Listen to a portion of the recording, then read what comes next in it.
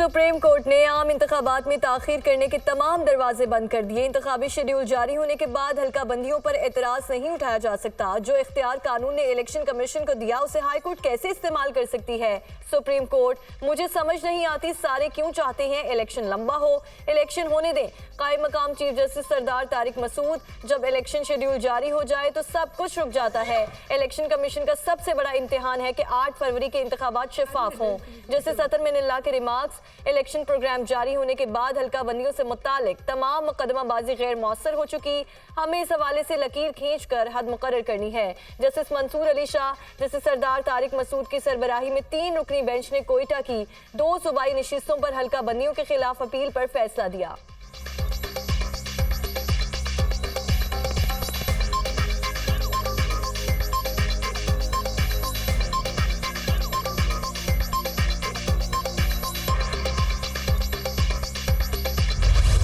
ना कानून में गुंजाइश थी ना आइन में गुंजाइश थी, लेकिन वज़ीर आज़म को निकालना मकसूद था। सिर्फ ये था मकसद कि जी वज़ीर आज़म को फारिग किया जाए, क्योंकि एक सेलेक्टेड बंदे को लेकर आना था।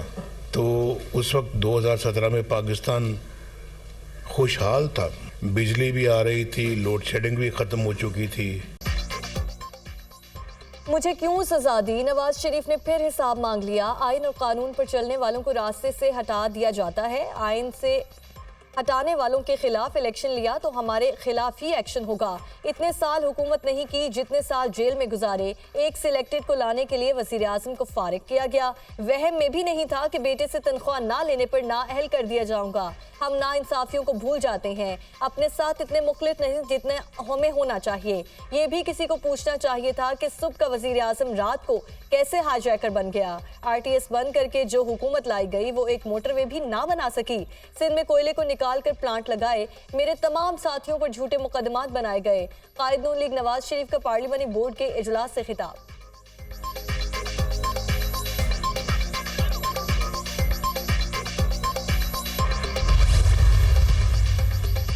इलेक्शन कमीशन ने PTI इंट्रा पार्टी इंतखाबात केस का फैसला महफूज कर लिया। PTI वकील बैरिस्टर अली जफर और दरखास्त गुजारों के मुखला के दलाइल मुकम्मल। PTI वकील बैरिस्टर अली जफर ने इंट्रा पार्टी इंतखाबात में इलेक्शन कमीशन के दायरा कार पर एतराज उठा दिया। इंट्रा पार्टी इंतखाबात के लिए इलेक्शन कमीशन रेगुलेटर है, ट्रिब्यूनल नहीं। इलेक्शन कमीशन ने 20 दिन के अंदर इंतखाबात का हुक्म दिया था। जब बिला मुकाबला इंतखाब हो तो वोटिंग की जरूरत नहीं होती। बिला मुकाबला इंतखाबात कोई गैर कानूनी काम नहीं। बैरिस्टर अली जफर के दलाइल। वकील ने PTI इंट्रा पार्टी इंतखाबात के खिलाफ दरखास्तें खारिज करने की इस्तदा की। केस की मजीद समाअत कल 2 बजे होगी।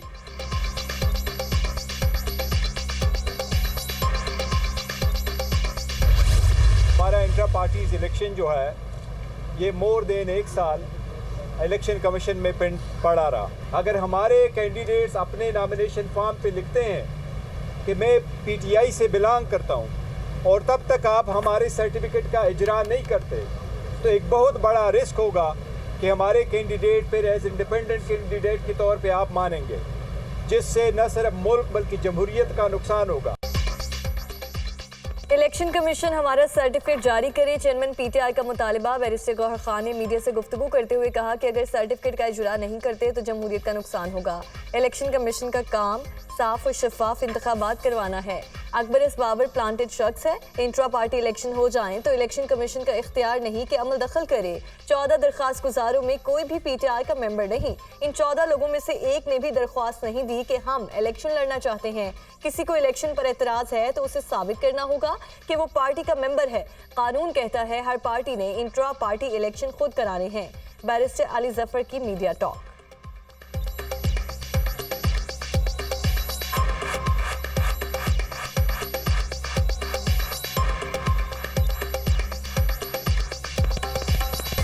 इलेक्शन जो हमने कराए वो PTI ने अपने आइन, अपनी कॉन्स्टिट्यूशन, अपना कानून, जो इलेक्शन का कानून 2017 का है, जो इलेक्शन कमीशन ऑफ पाकिस्तान ने रूल्स बनाए हैं, उनके मुताबिक कराए।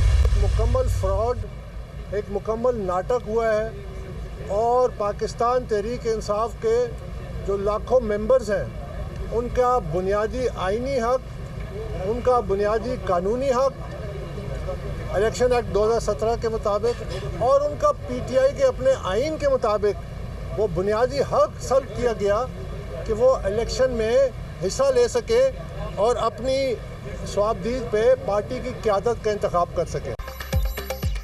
पीटीआई के इंट्रा पार्टी इलेक्शन महज फ्रॉड और ड्रामा थे। पार्टी पर कब्जा किया जा रहा है। मैं पार्टी का बानी रुकन हूं। हमने इलेक्शन कमीशन के सामने तमाम सबूत रखे। अकबर एस बाबर की मीडिया से गुफ्तगू।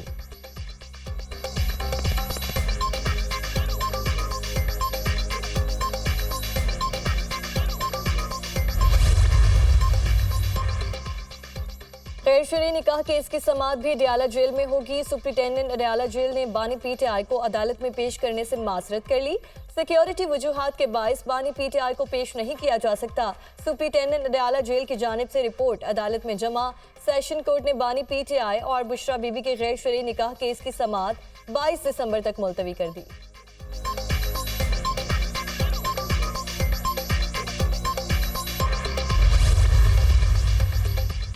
लाहौर हाईकोर्ट ने बानिया पीटीआई की तौहीन इलेक्शन कमीशन केस में जेल ट्रायल रोकने की फौरी इस्तदा मुस्तरद कर दी। अदालत ने इलेक्शन कमीशन समेत दीगर को नोटिस जारी करते हुए जवाब तलब कर लिया। वकील इलेक्शन कमीशन ने जेल ट्रायल के नोटिफिकेशन से मुतल्लिक अदालत को आगाह कर दिया। जस्टिस आलिया नीलम की सरबराही में 3 रुकनी बेंच ने दरखास्त पर समाअत की।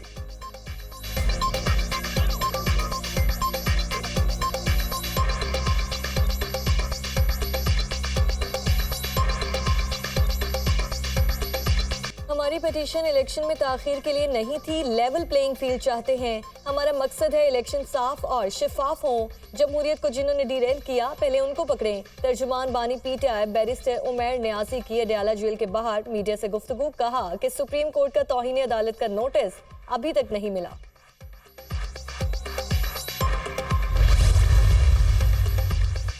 आम इंतखाबात के लिए उम्मीदवारों का इंतखाब। मुस्लिम लीग नून के पार्लिमानी बोर्ड का 12वां इजलास। सिंध से ताल्लुक रखने वाले उम्मीदवारों के इंटरव्यूज। पार्लिमानी बोर्ड सरगोधा, रावलपिंडी, मुल्तान, साहिवाल, गुजरांवाला, भावलपुर के इंतखाबी उम्मीदवारों के नामों पर गौर कर चुका है।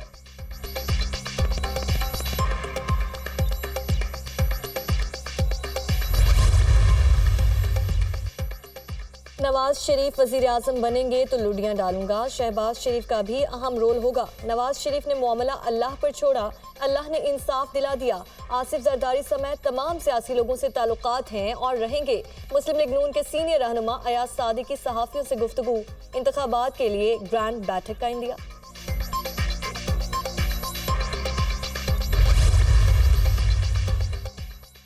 16 माह की हुकूमत ने पाकिस्तान के खिलाफ साजिश को नाकाम बनाया। मुल्क डिफॉल्ट होने से बचाया। ये दुरुस्त है कि 16 माह की हुकूमत 2017 वाला पाकिस्तान नहीं बना सकी।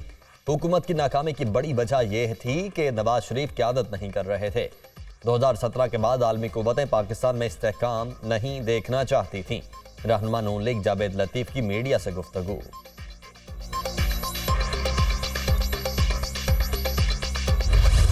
MQM ने कोई अलायंस नहीं किया जनाब। ये ताउन की राहें हमवार हुई हैं। पाकिस्तान मुस्लिम लीग नून एक बड़ी सियासी जमात, तो उससे हमारे मुज़ाकरात हुए, पीपुल्स पार्टी से पहले होते रहे हैं। सीट एडजस्टमेंट का जहाँ तक मामला है, हम तो किसी से इस किस्म की मदद नहीं मांग रहे हैं। हम मदद कर सकते हैं, हमारी मदद होती नहीं है। मैं ज़ाती तौर पर समझता हूँ ये आपके वोटर के साथ ज्यादती होती है। इलेक्शन अगर पॉलिसी के तहत नहीं हुआ और अवाम की उमंगों के तहत हुआ तो तब्दीली नहीं, असल मैंडेट सामने आ जाएगा।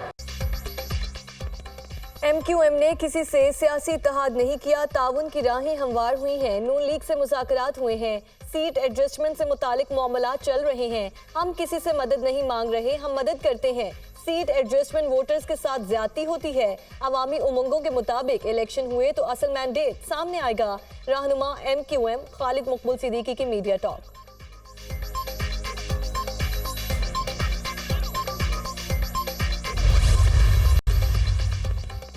आसिफ अली जरदारी सियासी महाज पर मुतहर्र। एक साबिक सदर आसिफ जरदारी आज तुर्बत में वर्कर्स कन्वेंशन से खिताब करेंगे। तमाम तैयारियां मुकम्मल, जाले पुरजोश।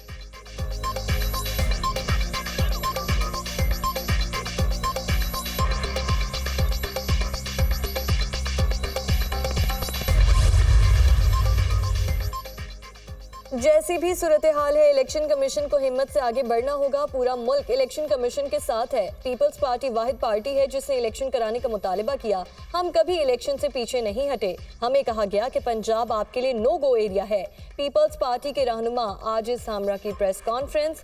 आइंदा हुकूमत पीपल्स पार्टी बनाएगी।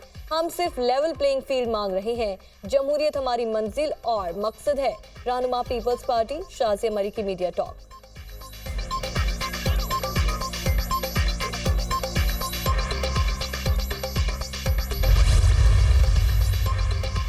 मुफ्ती महमूद मरकज खैबर पख्तूनख्वा का सियासी मरकज बन गया। JUI पीपल्स पार्टी, ANP और QWP में सीट एडजस्टमेंट का मामला। तीनों जमातों के साथ मुफ्ती महमूद मरकज में अलग अलग मुज़ाकरात। तमाम सियासी जमातों से मुज़ाकरात के दरवाजे खुले हैं। तर्जुमान JUI।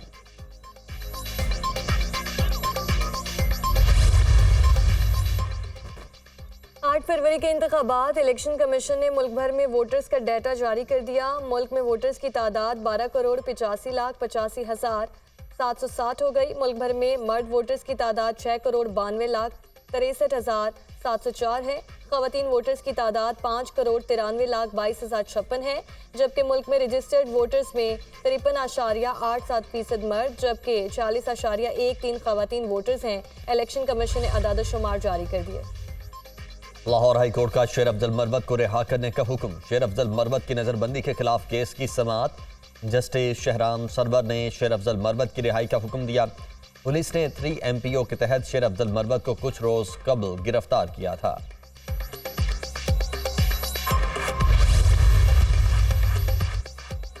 एंटी करप्शन अदालत ने फवाद चौधरी की जमानत मंजूर कर ली। रावलपिंडी की अदालत ने 2 लाख रुपए मुचलकों के एवज फवाद चौधरी की जमानत मंजूर की।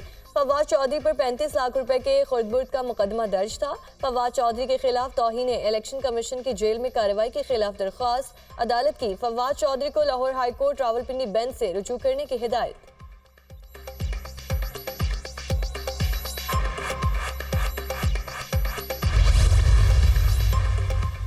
9 मई जलाओ, घेराव और तोड़ फोड़ का केस। नादरा ने 18 PTI रहनुमाओं के शनाख्ती कार्ड ब्लॉक कर दिए। मुलजिमान में मुराद सईद, आजम सबाती, हमाद अजहर, मियां असलम इकबाल, हाफिज फरत अब्बास, सलीमीन गंडापुर का नाम शामिल। लाहौर पुलिस ने 9 मई में मुलव्वस 18 इश्तिहारियों के कार्ड ब्लॉक करने की दरखास्त की थी। इसराइल के गजा में दहशतगर्दी उरूज पर जबालिया में नसीर अस्पताल पर इसराइली हमले में 90 अफराद शहीद। खान यूनिस की रिहायशी इमारत पर बमबारी से मजीद 35 फ़लस्तीनी शहीद हो गए। मगरबी किनारे में मुख्तलिफ कार्रवाइयों में 7 फ़लस्तीनियों को शहीद कर दिया गया। साहूनी फौज ने बेघर लोगों को खैमों पर भी बुलडोजर्स चढ़ा दिए। जंग में शहदा की तादाद 18,925 हो गई। 51,000 से ज़ायद जख्मी।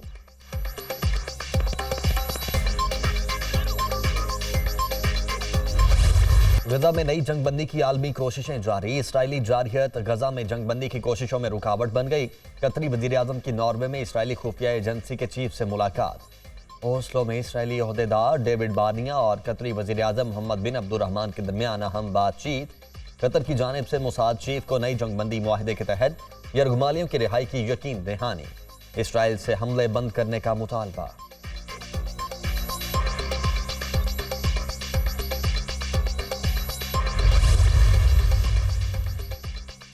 इसराइली वज़ीर आज़म अपनी हरधर्मी पर कायम। हम आखिर तक लड़ेंगे। गजा को हमास के हवाले नहीं किया जा सकता। हमास का खात्मा ही हमारा असल मिशन है। नेतन्याहू की गजा जंग के हवाले से होने वाले काबीना इजलास में गुफ्तगू।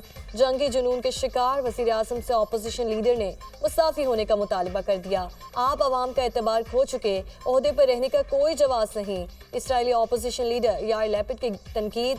फ्रांसीसी वज़ीर ख़ारजा कैथरीन कोलोना का दौरा इसराइल। इसराइली हम मनसब से मुलाकात। गजा में फौरी जंग बंदी पर जोर। फ्रांसीसी वज़ीर ख़ारजा ने रफ़ा में होने वाले हमले की वजाहत भी तलब कर ली। इसराइली फ़ौज के हमले में फ्रांसीसी सिफारत खाने कारकुन मारा गया।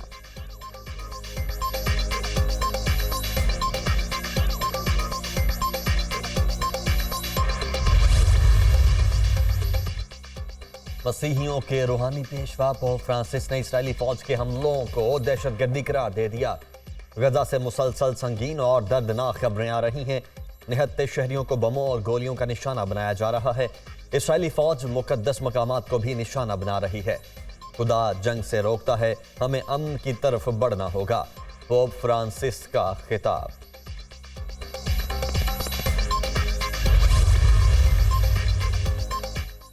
सिंध और बलूचिस्तान के सारिफीन के लिए गैस 226.18 रुपए फी MMBTU महंगी होने का इम्कान। सुई नॉर्दर्न के बाद सुई सदर्न ने भी गैस महंगी करने की दरख्वास्त दायर कर दी।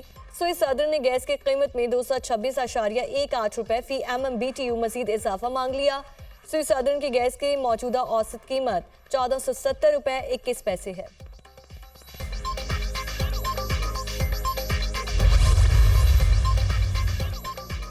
निगरान वजीर आला पंजाब मोहसिन नकवी से governor State Bank Jameel Ahmed की मुलाकात। मुआशी सूरत हाल पर तबादला ख्याल। किसान को सब्सिडी और आसान कर्जे देकर ज्यादा पैदावार का हदफ हासिल करवाना चाहते हैं। ज्यादा पैदावार के लिए छोटे किसान पर माली बोझ कम से कम करना जरूरी है। पंजाब में कॉटन की रिकॉर्ड पैदावार से $2 अरब का ज़र मुबादला बचेगा। पंजाब में चावल की एक्सपोर्ट $2 अरब से बढ़ रही है। निगरान वजीर आला मोहसिन नकवी की गुफ्तगू।